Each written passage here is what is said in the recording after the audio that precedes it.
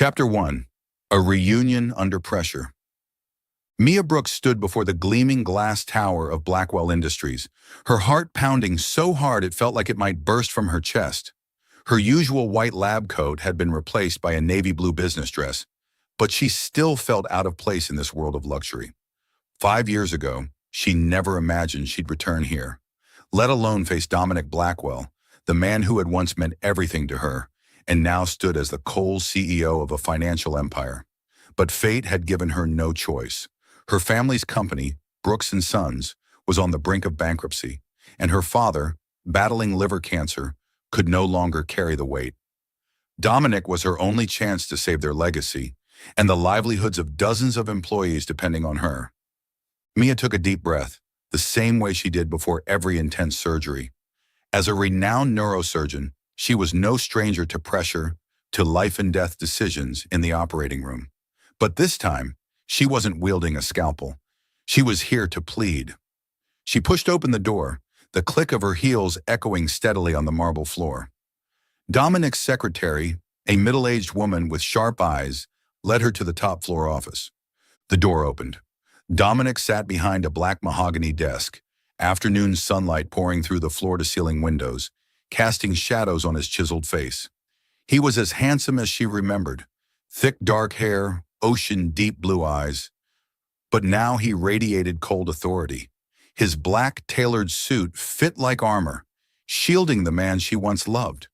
He didn't look up right away, eyes still fixed on his screen, as if her presence was just another unimportant appointment. "Mia Brooks," he finally said, voice low and dry. "I thought you'd never set foot in this place again."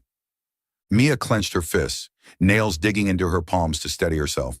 "I'm not here for me, Dominic. I'm here for my family's company. Brooks & Sons is going under. My father, he's very sick. You're the only one who can help." Dominic leaned back in his chair, his eyes cutting across her like a blade. "And why should I help you, after everything you did?" His words sliced deep.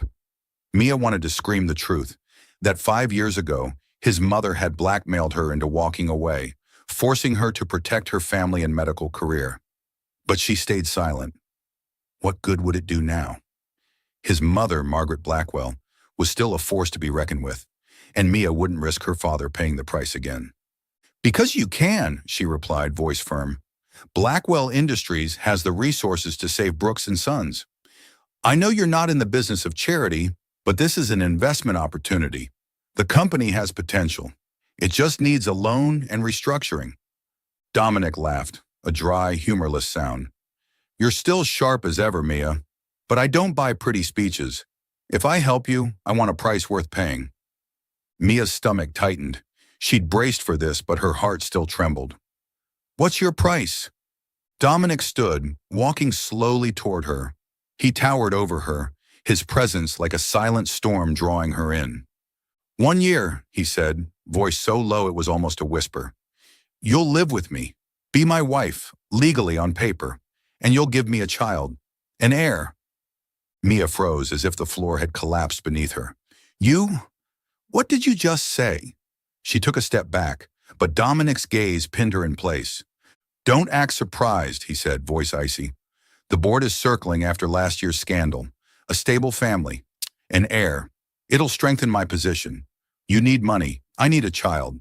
This is a fair deal." Blood rushed to Mia's head. As a doctor, she had sworn to save lives, to protect humanity. But now he was asking her to turn her body, her future, into a contract clause. She wanted to scream at him, to say he'd become a monster. But then she thought of her father, bedridden, and the dozens of Brooks & Sons employees with families to feed, waiting on her to save their jobs. "You have no right to demand this," she said, voice trembling with fury. "I'm not some product for you to trade." "Then leave," Dominic said, turning back to his desk. "But don't expect me to lift a finger to help your family." Mia stood there, heart gripped by anguish. She thought of surgeries she'd performed, where one decision could change a person's fate. This time, her decision would change the fate of an entire family, and her own. "I want terms," she said, voice regaining the steadiness of a doctor used to bargaining with death. "After 1 year, I walk away, free. If I choose, I keep custody of the child, and you guarantee a full restructuring of Brooks and Sons, not just a loan. Dominic raised an eyebrow, a faint smirk crossing his lips. You still know how to play the game, Mia. He pulled open a drawer and took out a file. My lawyer will draft the contract. But remember this, once you sign, there's no going back. Mia looked into his eyes, searching for a trace of the Dominic she once loved. The boy who had held her hand under a star-filled sky and promised her the world. But the man before her now was a wall of ice, and she didn't know if his heart still beat for her or only out of vengeance. Then do it, she said coldly. Draw up the contract. I'll sign it. Dominic nodded, but as she turned to leave, his hand clenched under the desk. The sight of Mia, her brown hair tied high, those unwavering brown eyes, the confident stride of a life-saving doctor, stabbed at his heart. He hated her for leaving him 5 years ago without a word. But still, her strength, her fearless resolve, drew him in, just like the day they first met in that university lecture hall. As the door shut behind her, Dominic looked out the window at the city sprawling below. He had won this round, but why did it feel like he just lost everything? You're watching Soul Stories, where every tale whispers of love, healing, and hope. If you believe that even the smallest act of kindness can change a life, and that love often arrives when we least expect it, don't forget to subscribe and be part of our journey. Now stay with us. The story is just beginning. Chapter 2. The Contract and the Painful Past. Mia sat in the cold, sterile conference room of Blackwell Industries, the harsh white fluorescent lights casting a stark glare on the stack of documents in front of her. The contract, thicker than she had expected, lay before her like a sentence.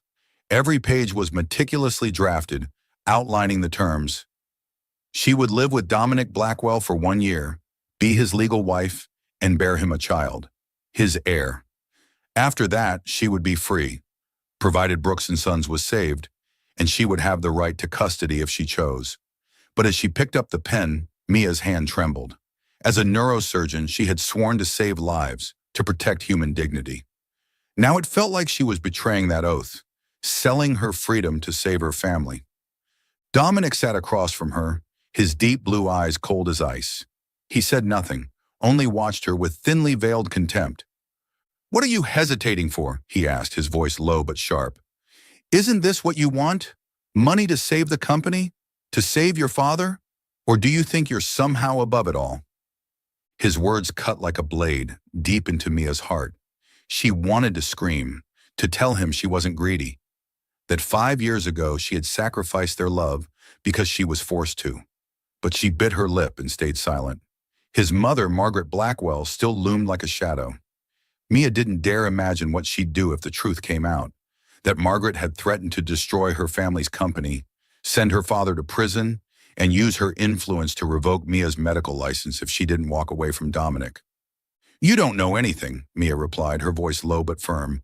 "But if you think I'm here for the money, fine, I'll sign." Dominic curled his lip, his smile void of warmth. "You left me without a word, Mia. Disappeared right after I proposed. And now you come back, begging for money? Don't pretend to be noble. You're no different from the rest." His words stole her breath. Mia looked into his eyes, searching for even a fragment of the Dominic she once loved.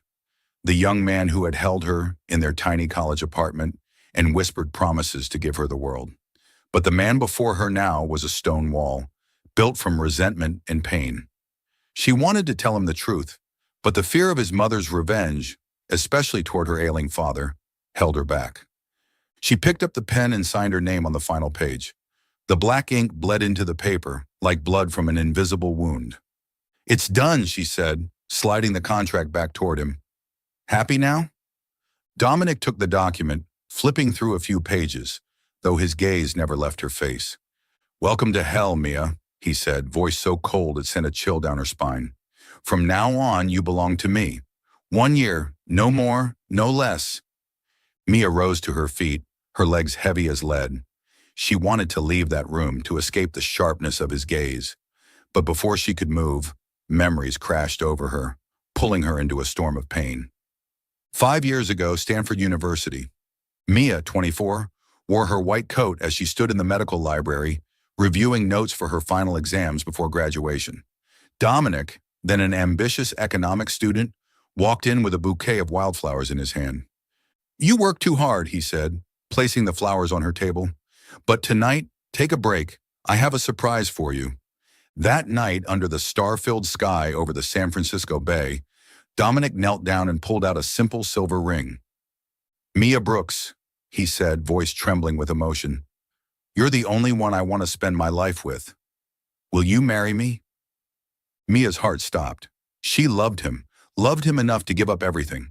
But just days later, his mother, Margaret, showed up at her apartment. With silver hair and eyes sharp as blades, the woman sat down and placed a file in front of her.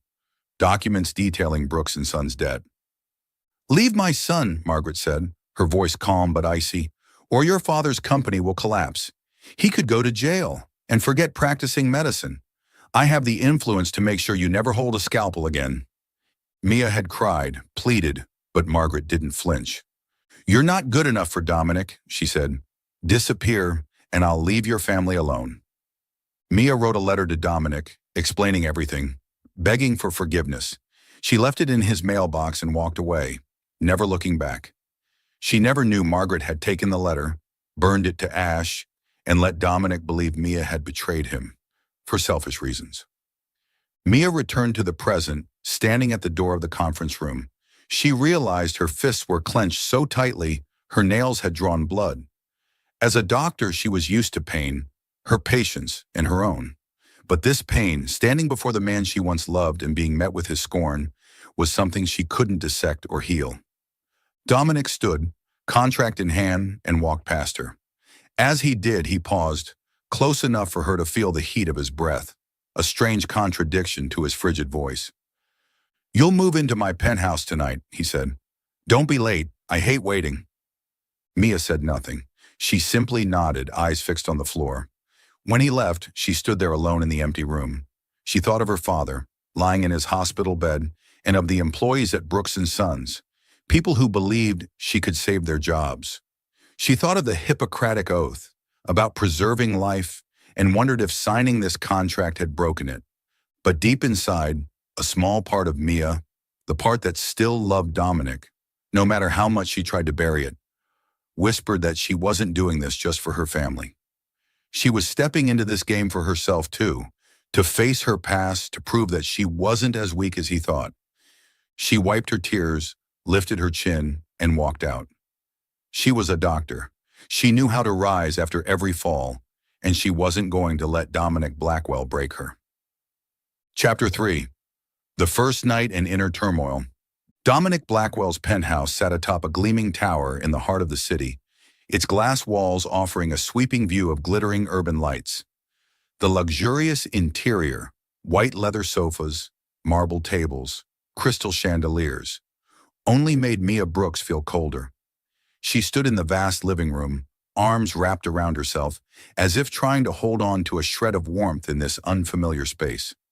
As a neurosurgeon, Mia was used to long nights in hospitals, confronting life-and-death pressure. But here in Dominic's territory, she felt like a prisoner of the very contract she had signed.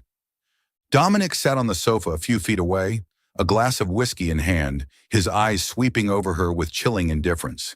Since she had moved in earlier that evening, he had said little beyond curt instructions. "Your room is at the end of the hall. Don't disturb me unless necessary." He treated her like a contractual obligation, nothing more. But sometimes when he thought she wasn't looking, his eyes flashed with a hint of pain, as if he too was fighting an internal war. Mia tried to remain composed, but her heart pounded wildly. She had braced for his coldness, but she hadn't expected it to hurt this much. She wanted to break the silence, to scream that she wasn't the traitor he believed her to be. But instead, she sat down on the armchair across from him, clutching her medical bag, a habit born from always being prepared for emergencies. "Long day at the hospital?" Dominic asked suddenly, his voice dry, though not entirely contemptuous. He took a sip of whiskey, eyes still on the glass. Mia blinked, surprised that he'd started a conversation. She nodded, her voice quiet but steady. "An 8-hour surgery, A little girl, 6 years old, brain tumor. We saved her. She hadn't planned to say much, but the words spilled out as a way to calm herself. She woke up before I left the OR. Her smile, it reminded me why I chose this job. She stopped, realizing she was revealing too much. As a doctor, she prided herself on her rationality, her emotional control in the operating room. But here, in front of Dominic, she felt vulnerable.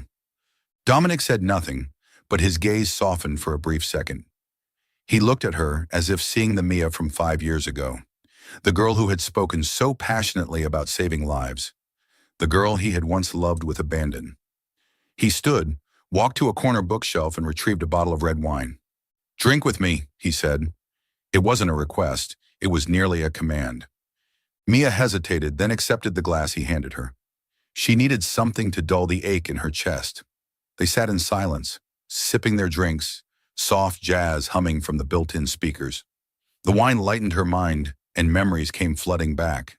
Nights they had spent together during college, laughing, dreaming, sharing their futures. She looked at Dominic, and for a fleeting moment, he wasn't the ruthless CEO. He was the boy who once held her hand under the stars. Dominic set down his glass, his eyes locking onto hers. He walked back to the bookshelf and pulled out a worn leather notebook. "Do you remember this?" he asked, voice low, almost a whisper. He opened it, revealing handwritten notes on neurology, Mia's handwriting from when she was studying for graduation.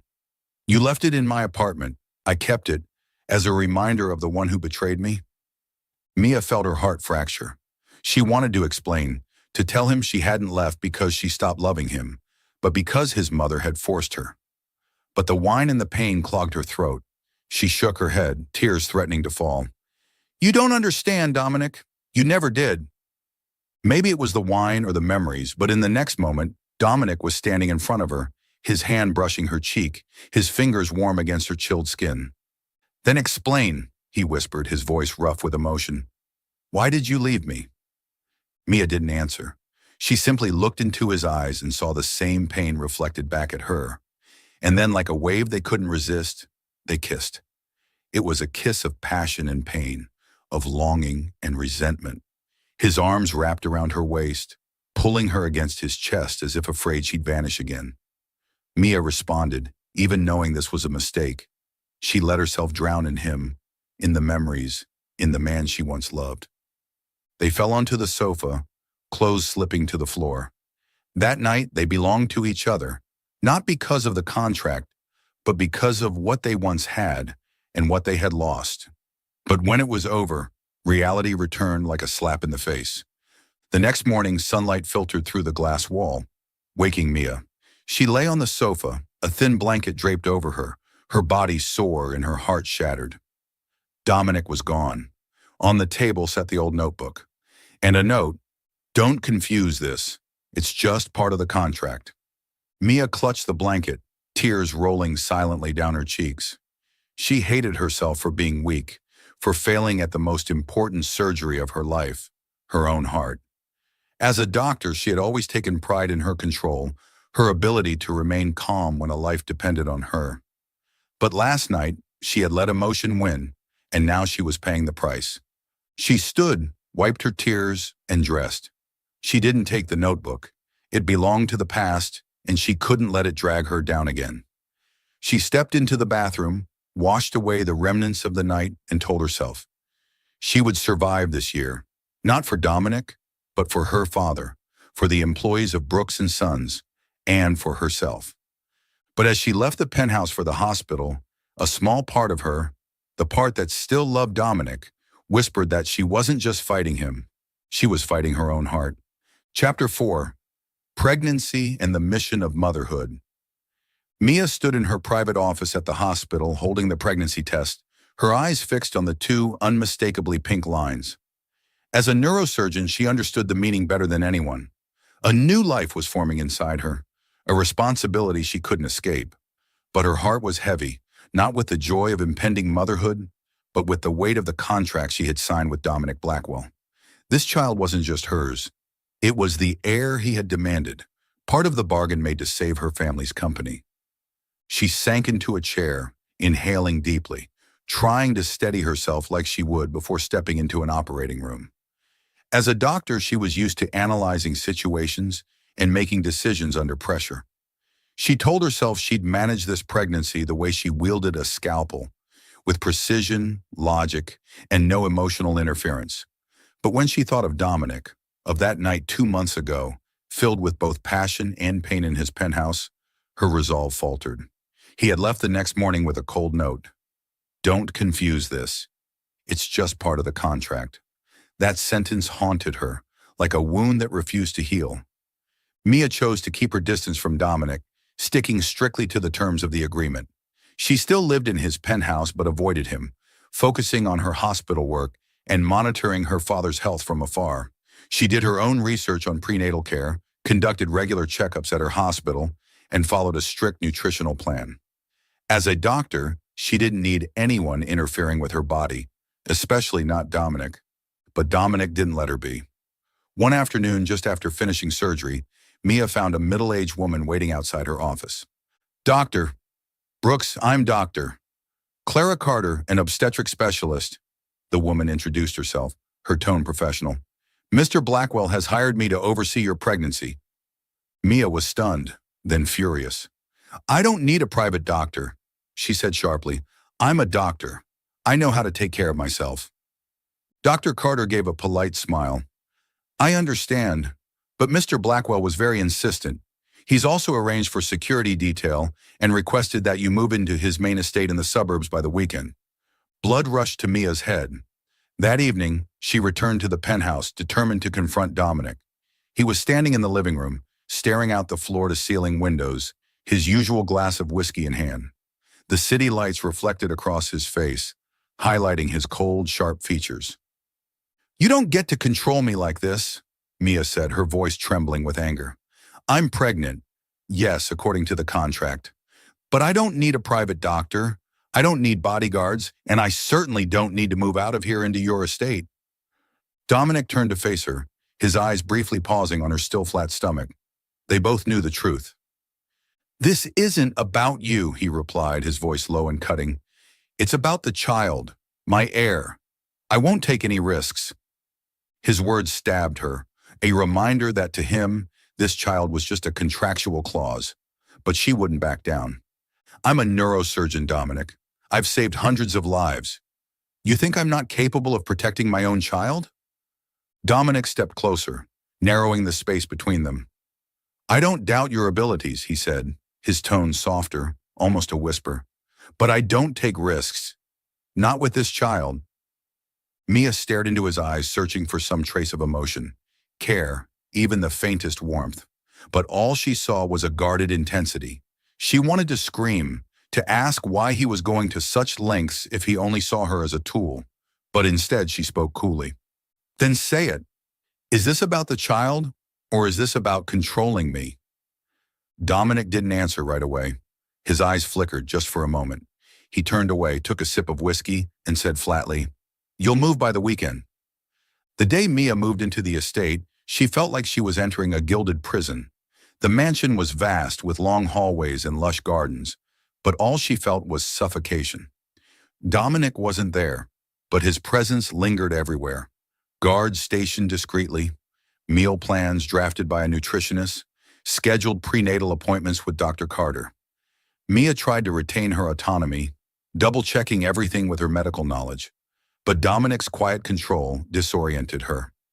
He never spoke of love, never showed affection, but every action, from ensuring she had a sunlit room to sending daily baskets of organic fruit, spoke of care that went beyond contract terms. One evening, while reading medical journals in the estate's library, Mia stumbled upon an old photograph on a shelf. It was her and Dominic during college, smiling by the beach. She picked it up, her fingers brushing the image of his face, one that didn't yet wear the scars of bitterness. Her chest tightened. As a doctor, she knew how to heal bodies, but how did one mend a broken heart? Dominic entered the room, startling her. He glanced at the photo in her hand, his eyes darkening. "You shouldn't be going through my things," he said, not angrily, just tiredly. "I didn't mean to," Mia replied, setting the photo down.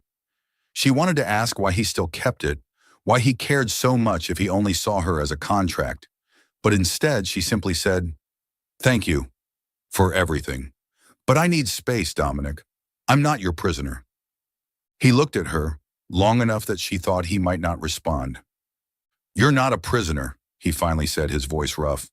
"But you're the mother of my child, and I'll do whatever it takes to protect both of you." His words unsettled her. She wanted to believe he cared, but the memory of his cold message after their night together kept her guarded. She nodded and turned away, but her heart was a mess. She understood the changes in her body brought by pregnancy. But what she didn't understand was why her heart still beat for him, the man who was both her protector and her captor. Chapter 5. The Hidden Truth. Mia sat in the hospital break room, the fluorescent lights overhead highlighting the exhaustion on her face. The morning surgery, a complex brain tumor case, had taken longer than expected, but the patient was finally out of danger. As a neurosurgeon, Mia always found comfort in moments like this, when she had saved a life. But today her heart felt heavy. Her pregnancy had entered its 8th month, and the pressure from the contract with Dominic Blackwell made her feel like she was walking a tightrope, ready to snap at any moment. She sank into a chair, cradling a lukewarm cup of coffee. Dr. Sarah Kim, a neurologist and Mia's closest colleague, stepped in and set a box of cookies on the table. "You look like you just ran a marathon," Sarah teased gently, her voice full of concern. "Pregnant, a neurosurgeon, and living with a cold billionaire? Mia, are you secretly a superhero?" Mia gave a faint smile, but pain flickered in her eyes. Sarah always had a way of opening her up, and today she couldn't hold it in any longer.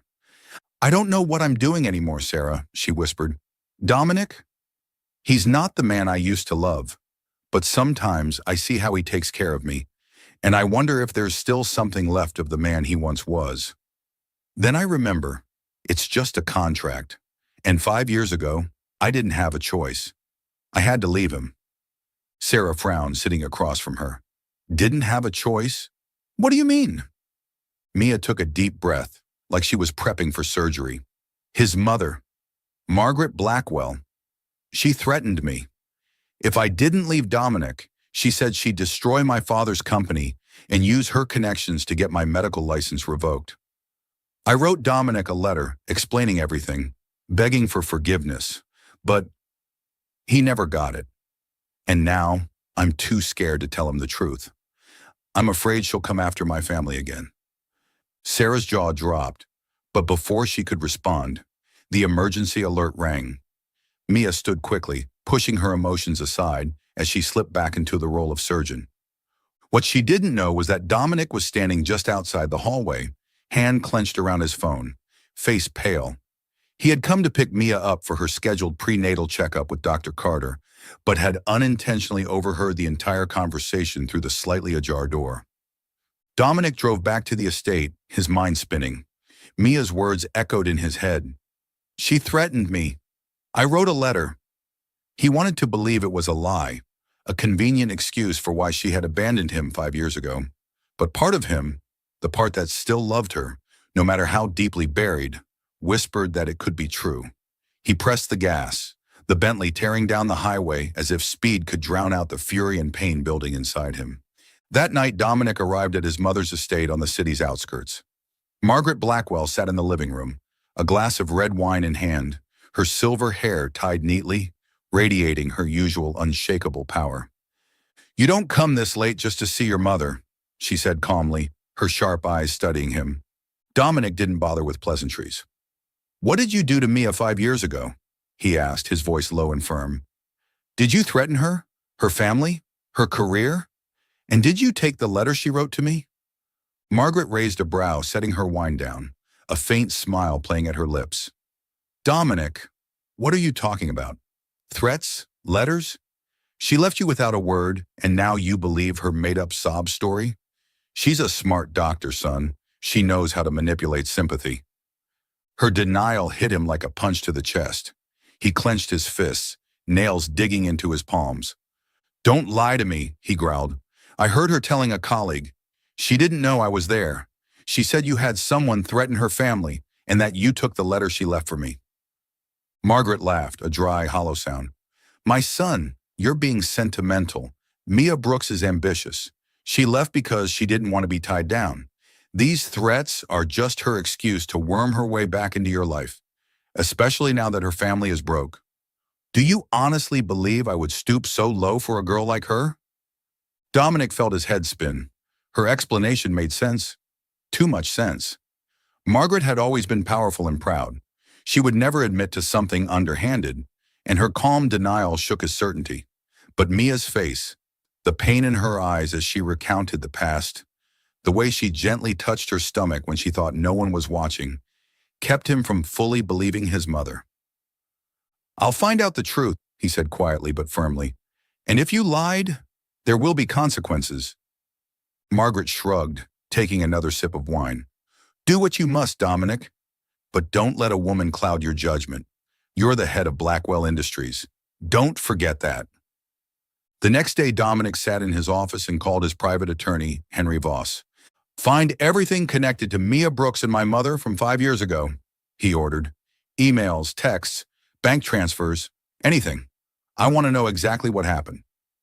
He also contacted a former employee of his mother's, someone who had once handled her private matters, and requested an investigation into any suspicious activity related to the Brooks family.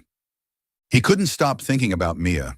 Every time he saw her in the estate, quietly studying medical texts, tirelessly working despite her pregnancy, his heart wavered, but doubt still clung to him. Why hadn't she told him the truth now? If she was innocent, why keep silent, especially when they were living under the same roof? He couldn't afford to let his emotions take over, not when the wound from 5 years ago still throbbed. Meanwhile, Mia returned to the estate after her shift, unaware that Dominic had overheard her secret. She entered her room, sat on the bed, and rested a hand on her belly. As a doctor, she understood that this child was a part of her, contract or not. But when she thought of Dominic, his conflicted care, his eyes occasionally betraying pain, she felt torn. She wanted to believe he cared, but she feared it was only an illusion. She stood, staring out the window as moonlight spilled across the quiet garden. She reminded herself to stay strong, for the baby, for her family, and for herself. But she didn't know the truth she'd hidden was already unraveling. And when it finally came to light, it could change everything or destroy them all. Still following the story? If this story found you outside of Soul Stories, we invite you home, to where every touching tale begins with truth, hope, and heart. Chapter 6. A Child Born in the Storm. A snowstorm howled outside St. Mary's Hospital, wind shrieking against the window panes as if trying to swallow the city whole. Mia lay on the bed in the maternity ward, her breathing ragged, her hands gripping the hospital sheets. She was in labor, nearly 3 weeks early, and the pain was fiercer than any surgery she'd ever performed. As a neurosurgeon, Mia was used to operating under pressure, but now she was the patient, and the control she once took pride in was slipping away. Dr. Clara stood beside her, calmly directing the medical team. Dr. Sarah Kim held Mia's hand for reassurance. The maternity ward at St. Mary's was well equipped, but the historic blizzard had disrupted transportation, preventing some staff from reaching the hospital. The team on hand, Clara, Sarah, 2 nurses, and 1 anesthesiologist, were stretched thin but focused. Mia, deep breaths, stay with the rhythm, Clara instructed, monitoring the fetal heart rate on the screen. You're almost there. Mia clenched her teeth, trying to focus on Clara's voice, but the pain blurred her vision. She knew preterm labor came with risks, and her worry for the baby outweighed any concern for herself. Is the heartbeat okay? She whispered, voice barely audible. Clara nodded with calm reassurance. Yes, Mia, the baby's strong. You need to push, now.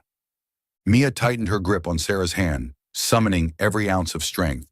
She thought of the baby, her baby, a life she had vowed to protect, contract or not. She thought of her father, still battling cancer, and the employees of Brooks & Sons who counted on her. But even amid the pain, Dominic's face haunted her, his conflicted gaze, his moments of care.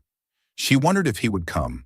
A few miles away, Dominic sat in the conference room of Blackwell Industries, his phone buzzing repeatedly. He was in the middle of a tense board meeting when his mother, Margaret, called. "Dominic, listen to me," she said urgently. "Mia is not worth risking everything. She's manipulating you." Dominic gripped the phone, rage rising. He had been investigating ever since overhearing Mia's conversation, but still hadn't found solid proof of his mother's threats. Margaret's continued denial unsettled him, but he couldn't forget Mia's quiet strength during pregnancy, the tenderness in her touch as she held her belly. He was about to hang up when a message from Sarah appeared. "Mia's in labor. St. Mary's. It's urgent." His heart stopped. He bolted from the meeting room, ignoring the startled board members. Outside, the snow blanketed the roads, traffic at a standstill. He sped through slippery streets, wind howling through the cracks in his car windows. But nothing scared him more than the thought of being too late.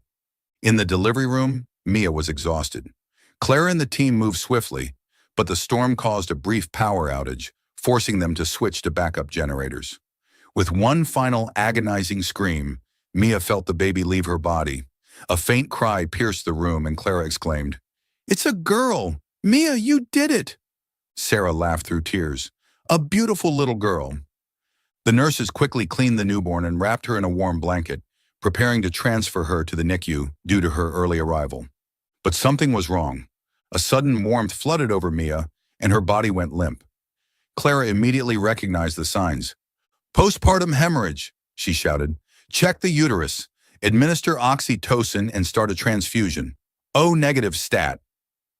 As a doctor, Mia understood the gravity. Severe bleeding caused by uterine atony could lead to hypovolemic shock, or worse. She fought to stay conscious. "Clara, save my baby," she whispered.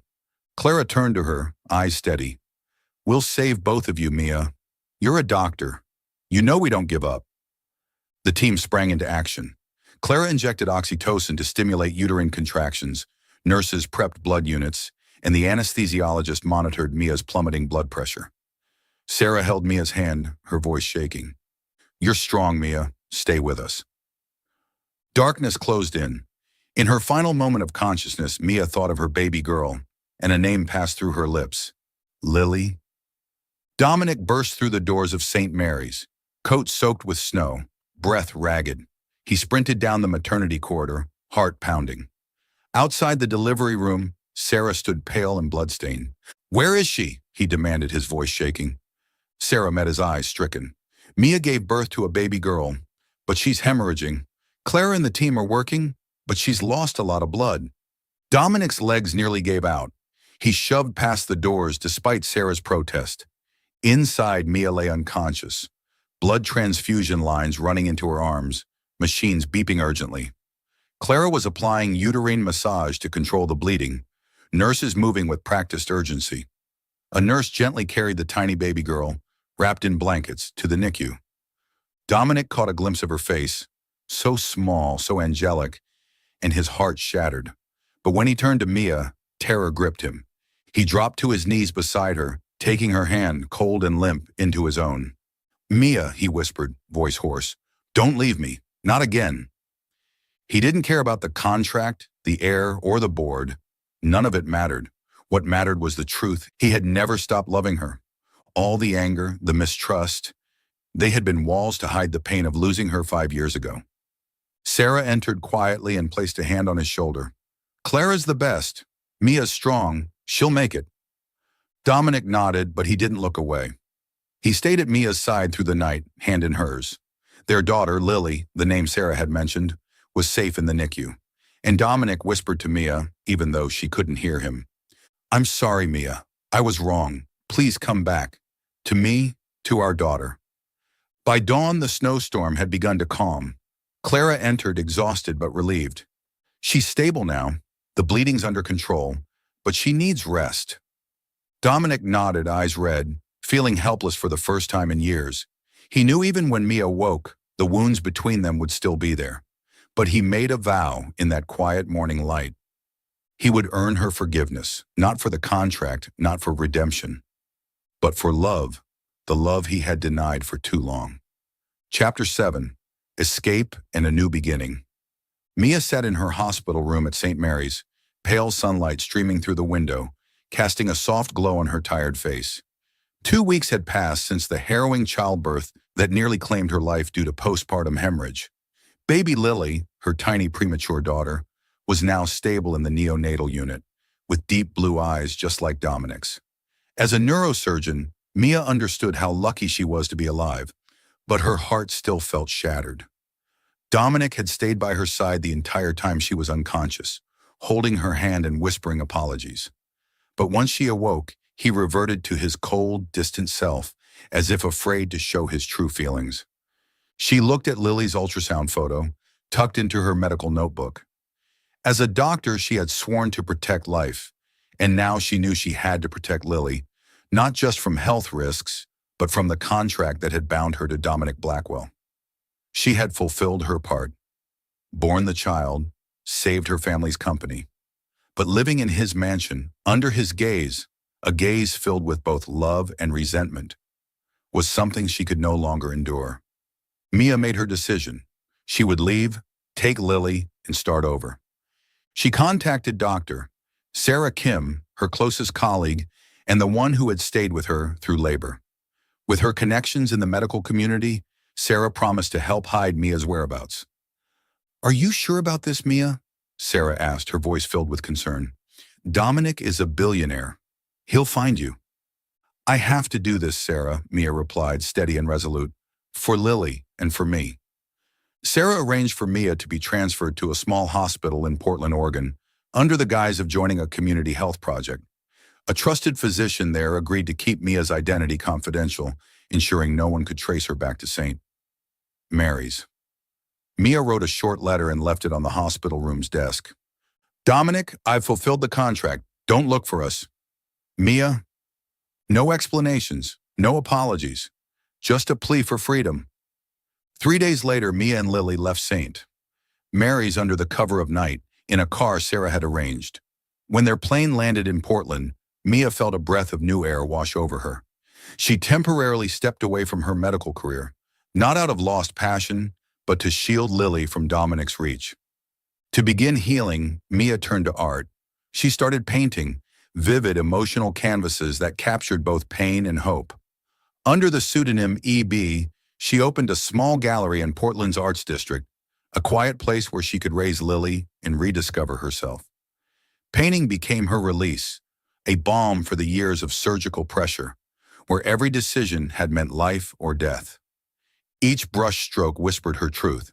She painted snowstorms, piercing blue eyes and winding roads that symbolized freedom, but sometimes she paused, watching Lily sleep in her crib, and wondered if she was really running from Dominic or from her own heart.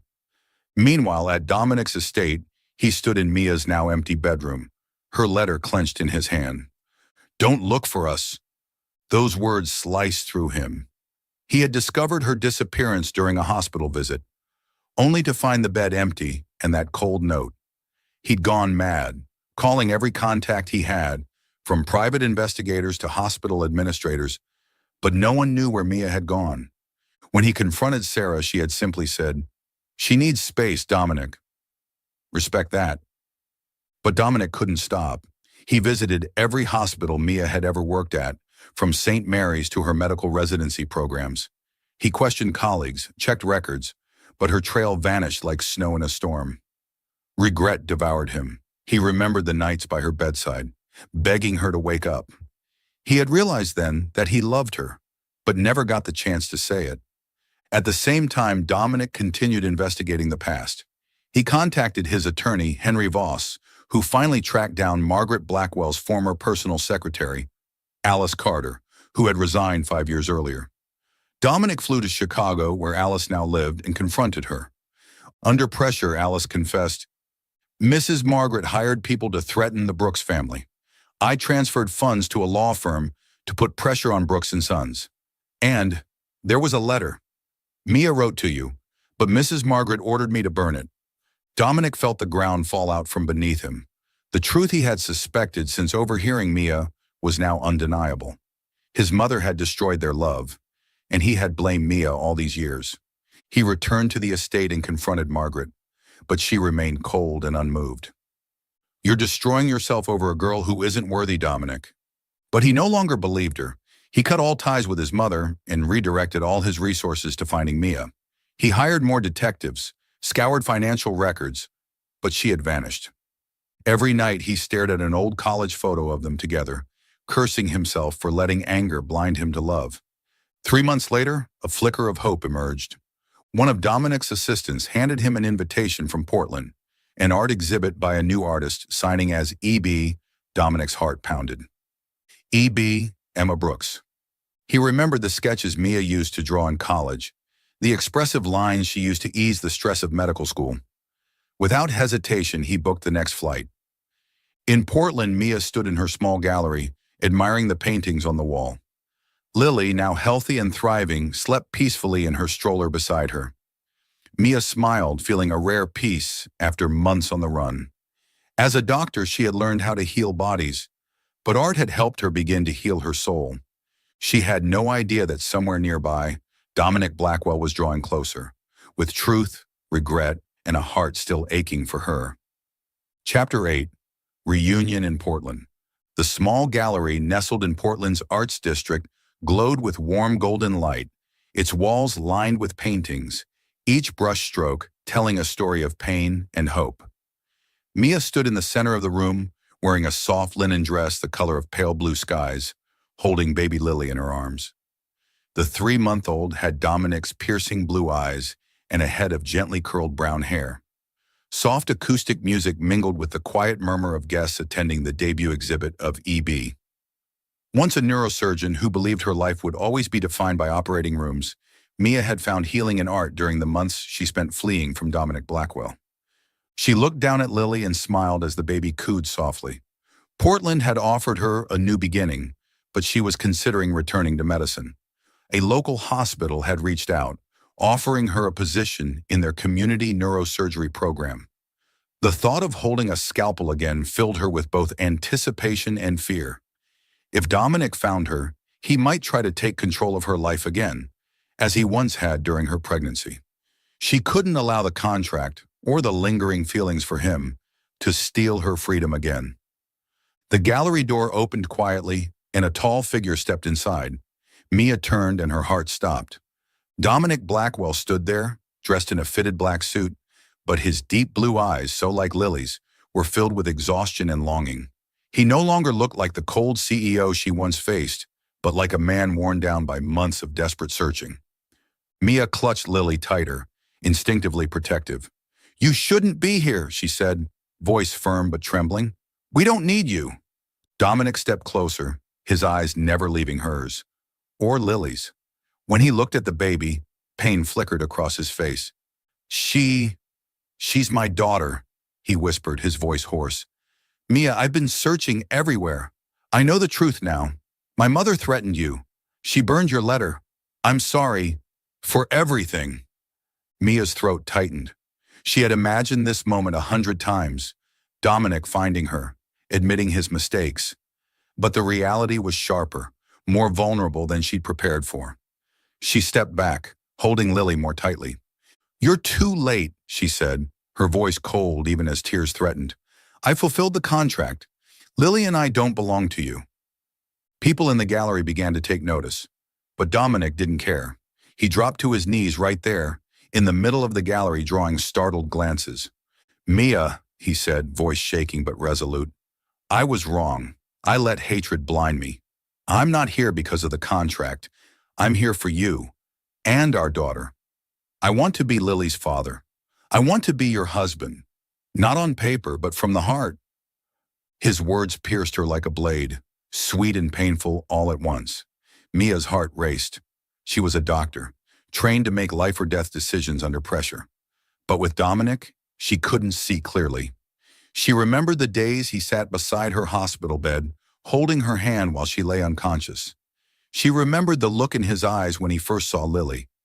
But she also remembered his cold note after their night together, the control he exerted over her pregnancy. She couldn't trust him. Not yet. "Words are easy, Dominic," she said, voice unsteady. "But I lost everything because of you, because of your mother, because of that contract. I'm rebuilding my life. I'm considering going back to medicine, creating a future for Lily and myself. How do I know you won't interfere again? That you won't pull us back into your world? Dominic bowed his head, his hands clenched on the gallery floor. I walked away from a multi-billion-dollar deal to be here, he said quietly. The board wants to remove me. I don't care. I only care about you and Lily. If you want to go back to medicine, I'll support you. If you want to stay in Portland, I'll stay too. Just give me a chance to prove it. Mia's tears fell, but she wiped them quickly. She looked down at Lily, then back at Dominic, the man who had once been everything, then her enemy, and now knelt before her, begging for forgiveness. She wanted to believe him, but the fear of being hurt again was too strong. As a doctor, she knew how to heal the body, but the heart was infinitely more complex. I can't decide right now, she said, voice steady, her strength returning. If you've truly changed, prove it. Not with words, with time. Stay in Portland. Live like a normal man. Let me see who you are. Without the CEO, without the contract. Dominic nodded, a flicker of hope lighting his eyes. I will, Mia, as long as it takes. He stood slowly but didn't come closer, respecting the boundary she'd set. He glanced at Lily again, a bittersweet smile crossing his lips. She looks like you, but her eyes, those are mine. Mia didn't reply. She just held Lily closer and turned back to the gallery guests, her heart in turmoil. She didn't know if she could forgive him, but for the first time, she saw a different Dominic, not the controlling one, but a man willing to surrender power for love. Dominic left the gallery and stepped into the Portland streets, blanketed in golden autumn leaves. He pulled out his phone and called his assistant. Cancel all meetings in New York, relocate my office, temporarily, to Portland. He rented a modest apartment near the Arts District, determined to live the life Mia asked for. No power, no luxury. He knew the journey ahead would be difficult, but he was ready for Lily, for Mia, for the love he'd realized far too late. Back in the gallery, Mia stood before one of her paintings, a snowstorm fading beneath golden light. She thought of medicine, of Lily, and of Dominic. She didn't know what the future held, but one thing was certain. No one else would decide her life for her again. As a doctor, a mother, and a woman, she would choose her own path. Chapter 9. Redemption and Reunion. Portland was bathed in golden autumn light, maple leaves drifting gently along its narrow streets. Mia stood in the consultation room of the local community hospital, dressed in a white lab coat, patient chart in hand. After 3 months in Portland, she had begun working part-time as a neurosurgeon again, taking on simpler surgeries and consulting with patients. As a doctor, she found joy in healing others, and the work reignited the passion that had once been dulled by her contract with Dominic Blackwell. But each time she returned to her small apartment, where baby Lily was growing strong and healthy, Mia couldn't help but think of Dominic, the man who had stayed in Portland, living like an ordinary man to prove he had changed. Dominic had rented a modest apartment just a few blocks from Mia's gallery, giving up the luxury of his estate in the power of Blackwell Industries. In Portland, he wasn't a CEO. He was a clumsy first-time father and a man seeking redemption. He respected Mia's boundaries, never pushing her to meet, but regularly sent small gifts for Lily, a stuffed bear, a picture book, with handwritten notes, for Daddy's little princess. One afternoon, Mia agreed to let Dominic meet Lily at a park near her home. She sat on a bench watching as he awkwardly cradled the baby and sang a lullaby he'd clearly just learned. Lily giggled, gripping his finger tightly, and Mia felt her heart stir. Dominic was no longer the cold, controlling man who had once forced her into a contract. He was now a man willing to do anything for his child, and maybe for her. But Dominic didn't stop at fatherhood. Quietly, he launched a community healthcare fund, donating advanced equipment to Mia's hospital and local free clinics around Portland. He brought her a proposal one evening at her gallery, a folder in hand. I want this fund to focus on pediatric neurosurgery, he said earnestly. You're the expert. I need your input to do this right. Mia was surprised not just by the scale of the initiative, but by how he respected her professional voice. As a doctor, she had always prided herself on her ability to save lives. Dominic seeking her counsel, not as a favor but out of genuine respect, made her see him in a new light. "Why are you doing this?" she asked, her tone wary. "To win me over?" Dominic shook his head, his gaze gentle but unwavering. "Because it's the right thing to do. For you, for Lily, and for the people you help. I was wrong to control you. Now, I just want to support you." His words left her shaken. She remembered when he had hired private doctors and bodyguards to control her every move.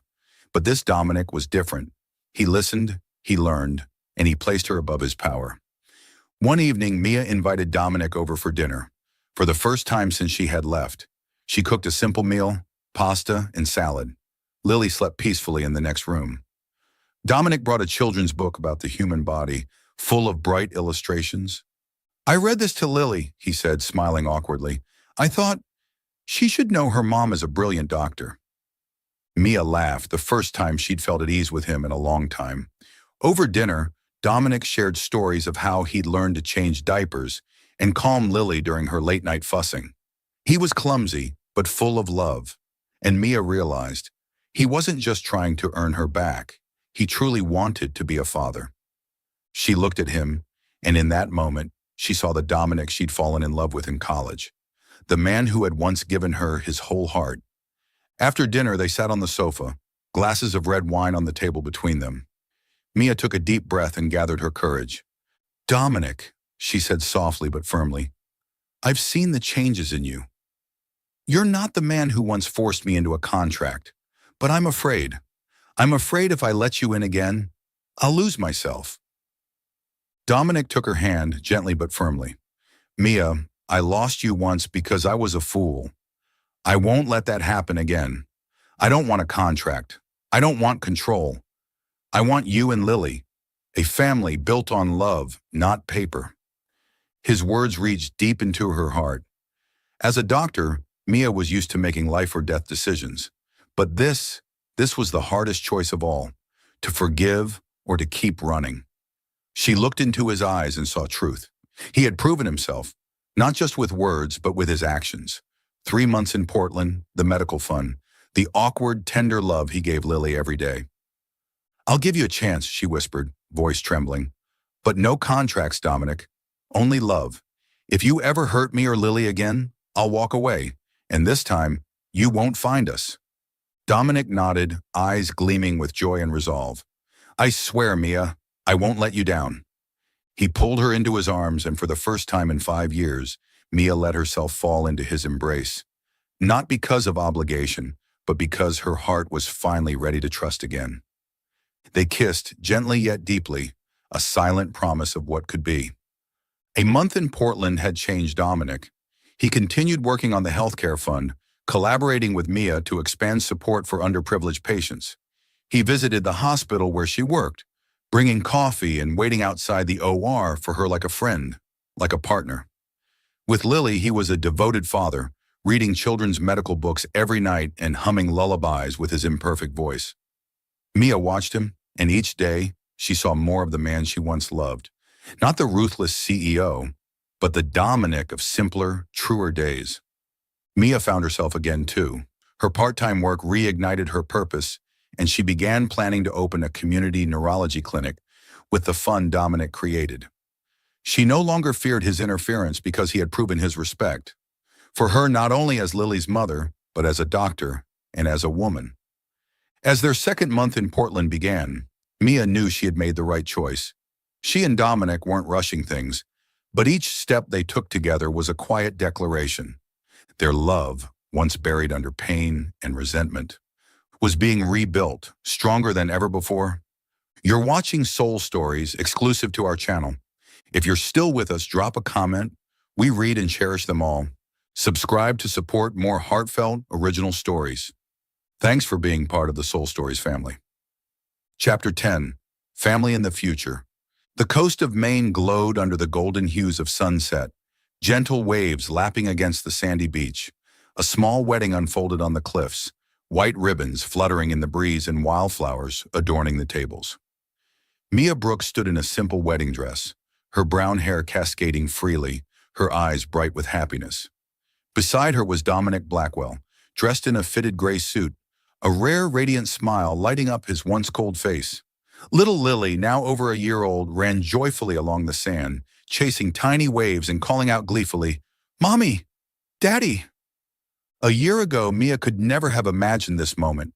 She had run from Dominic, believed him her enemy, and feared that love would destroy her again. But now, as he held her hand, she knew they had moved past resentment and rebuilt their love from broken pieces. As a neurosurgeon, Mia was used to facing difficult surgeries, but learning to forgive and trust Dominic had been the greatest challenge of her life. Dominic leaned down, pressing a soft kiss to her lips, his eyes filled with adoration. "All I need is you and our daughter, Mia," he whispered. "No contracts. Nothing else." She smiled, tightening her grip on his hand, feeling the sincerity in every word. This wedding had no legal bindings, no conditions, only love. The love they had reclaimed through pain and perseverance. After reuniting in Portland, Mia and Dominic moved to Maine, where they began building a life together. Mia returned to full-time work at St. Mary's Hospital, the place where she had once nearly died giving birth to Lily. She led a neurosurgery program, saving dozens of lives each month. The work was demanding, both physically and emotionally, but it no longer left her drained. Dominic was her steady support, helping her balance medicine and motherhood. He funded state-of-the-art equipment for the neurology department, from cutting-edge MRI machines to robotic surgery systems, enabling Mia and her colleagues to perform at their best. "I don't want you to have to choose between your career and Lily," he said one day when she thanked him. "I want you to shine, the way you always do in the OR." His support wasn't about control, it was respect, something Mia once thought he could never offer. Dominic had changed too. He scaled back his role at Blackwell Industries, delegating most responsibilities to his executive team so he could focus on his family. He became a devoted father, taking Lily to the park, reading children's medical books to her, even learning to cook, though his pasta still often came out burnt. Mia watched him, and with each passing day, she saw more of the man she had once loved in college. Not the ruthless CEO, but Dominic from simpler, truer times. But happiness didn't come without challenge. One of the hardest trials was rebuilding the relationship with Dominic's mother, Margaret Blackwell. After Dominic confirmed she had threatened Mia 5 years ago, he cut all ties. But a few months before the wedding, Margaret showed up in Maine, asking to meet her granddaughter. "I want to make things right," she said, her voice stiff but tinged with regret. "Lily is a Blackwell." Mia, with the poise of a surgeon used to making life or death decisions, agreed to meet her, but only with Dominic and with clear boundaries. During a meeting at their home, Mia looked Margaret straight in the eyes. "You nearly destroyed my life," she said calmly but firmly. "We'll let you see Lily, but only if you respect our family. One misstep, and you'll never see her again." Margaret, proud as ever, nodded, and in that moment, Mia saw her own strength, not just as a healer, but as a woman who would protect her family with everything she had. Dominic stood beside her, holding her hand, proud of the woman she had become. They agreed to let Margaret visit Lily occasionally, always supervised, always with caution, ensuring their peace would never be threatened again. The wedding day passed in laughter and tears. Sarah Kim, Mia's dear colleague, flew in from Portland, hugged her tightly and whispered, "You deserve this happiness, Dr. Brooks." Lily, in a tiny white dress, toddled over and wrapped herself around her parents' legs, drawing delighted laughter from the guests. Dominic picked her up, kissed her cheek, then turned to Mia. "Thank you," he said, his voice thick with emotion, "for giving me a second chance, for giving us a family." Mia smiled, her eyes glistening in the golden dusk. "Thank you," she replied, "for proving you were worth that chance." They stood there, surrounded by those they loved, the waves gently crashing below them, and for the first time in a long while, Mia felt completely at peace. A month after the wedding, Mia and Dominic moved into a seaside home in Maine, with a sprawling garden where Lily could play. Mia continued working at St. Mary's, expanding her neurosurgery program to serve underserved patients. She also began teaching at a local medical school, mentoring future doctors with the same passion that had once driven her as a student. Dominic supported her fully, managing the healthcare foundation remotely and caring for Lily when Mia's shifts stretched late into the night. Challenges still came. Mia's surgeries sometimes ran past midnight, and Dominic occasionally faced pressure from the Blackwell board. But they learned to share the burden, to argue, to listen, to rebuild. One evening, after Lily had gone to sleep, Mia sat beside Dominic on their porch, staring up at the stars. "Did you ever think we'd get here?" she asked, fingers entwined with his. Dominic smiled and kissed her forehead. "No," he said honestly, "but I knew I'd fight to the end to get here, if it meant having you." He paused, his voice tender. "You're the most brilliant doctor I've ever known, Mia. But more than that, you're the strongest mother, the fiercest wife. I'm so proud of you." Mia leaned her head on his shoulder, feeling the warmth of the man she loved. As a doctor, she had saved countless lives. As a mother, she had protected Lily with every part of her soul. And as a wife, she had learned to forgive, to trust, and to build something beautiful from the ruins. She was no longer Mia of the contract, of fear and pain. She was Mia Blackwell, a gifted surgeon, a devoted mother, and a woman who had found her way back to love. As the moon cast silver light across the sea, Mia whispered, "At last, we're together, because of love, not hate." Dominic tightened his grip on her hand, and they sat there quietly, knowing that whatever the future held, it would always be worth the fight.